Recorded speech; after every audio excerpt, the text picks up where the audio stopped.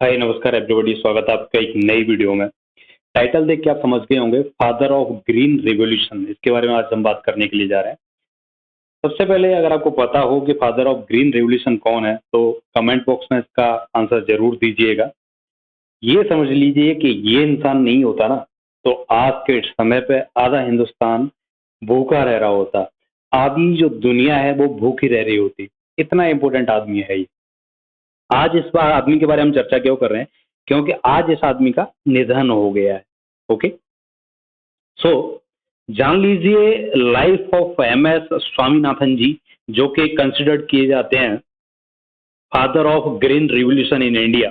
Yes, इन्हीं की वजह से जो आज के टाइम पे पोटैटो, राइस, गेहूं, इन सब की जो पैदावार है ना वो मैनी फोल्ड हो चुकी है। Many fold means it's extremely mean, many fold. Yes, थोड़ी थोड़ी पैदावार होती थी इस टाइम पे, आज से 40-50 साल पहले।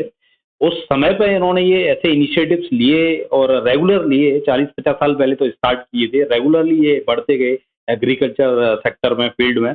और आज के समय पे उन्हीं फसलों की पैदावार जो पुराने समय में कम हुआ करती थी, आज कई गुना, 4, 5, 6 गुना तक बढ़ चुकी है इन्हीं की वजह से। ओके तो इनको जान लीजिए, इनका जो जन्म है वो हुआ था 7 अगस्त 1925 को। तंजौर डिस्ट्रिक्ट आपने जरूर सुना हुआ, तमिलनाडु में, वहां पे हुआ था। ओके, 1925 मतलब आजादी से बहुत पहले की बात है। 28 सितंबर 2023 आज इनका निधन हो गया। 98 ईयर्स के थे ये। ठीक है। इंडिया नेशनलिटी, अल्मा माटर मतलब कहाँ पढ़ाई करी है, केरला, मद्रास। और ये सर आप देख पा रहे होंगे जो यूनिवर्सिटीज मेंशन है यहाँ पे उन्होंने पढ़ाई करी हुई है। 3 बच्चे हैं उनके। मीना स्वामीनाथन जी उनकी वाइफ हैं। सॉरी, डाइड इन 2022 लिखा हुआ है, तो मतलब थी बोला जाएगा अब तो। Okay, so he was like best person ever. उन्होंने राज्यसभा सांसद के रूप में भी पार्लियामेंट में सर्व किया है एक सेशन। ओके, उनके जो काम है ना वो आप समझ सकते हो कि पोटैटो का जो फील्ड है, व्हीट एंड राइस, इन सारे जो एग्रीकल्चर और इनके अलावा बहुत सारे एग्रीकल्चर एक्सपेरिमेंट्स जो होते हैं उसमें एक खासा योगदान इनका रहा है। कैसे जो पत्तियां हैं राइस की, चावल की, उन पे फोटोसिंथेसिस का जो असर है वो ज्यादा हो, यहाँ तक इन्होंने रिसर्च की और अलाउ किया, ऐसी ब्रीड निकाली जिसपे फोटोसिंथेसिस, प्रकाश जो आता है सूर्य का, और उससे जो अपना प्रक्रिया चलती है पेड़ के अंदर, वो कंटिन्यू रहे और इफेक्टिव रूप में रहे। इसके ऊपर रिसर्च किया इन्होंने और ऐसा ब्रीड निकाला कि राइस बहुत तेज गति से पैदावार में आगे बढ़ा और उसका जो प्रोडक्शन है वो बीघा खेत के हिसाब से, हेक्टेयर के हिसाब से, जो पहले कम हुआ करता था वो कई गुना तक बढ़ गया। ऐसे ही पोटैटो के फील्ड में इन्होंने डिफरेंट वेराइटीज ऑफ पोटैटोज जो सीड्स हैं वो डेवलप किए। व्हीट है उसके भी सीड्स डेवलप किए।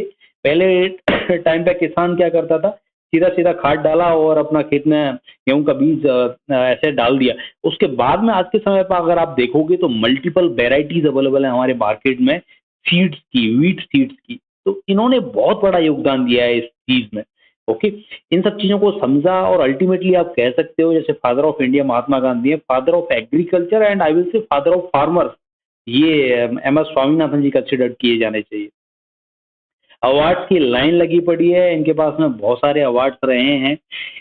Not only at national level, international level पे भी इनको बहुत बार रिकॉग्नाइज किया गया है। फर्स्ट वर्ल्ड फूड प्राइज इन्हीं को दिया गया था।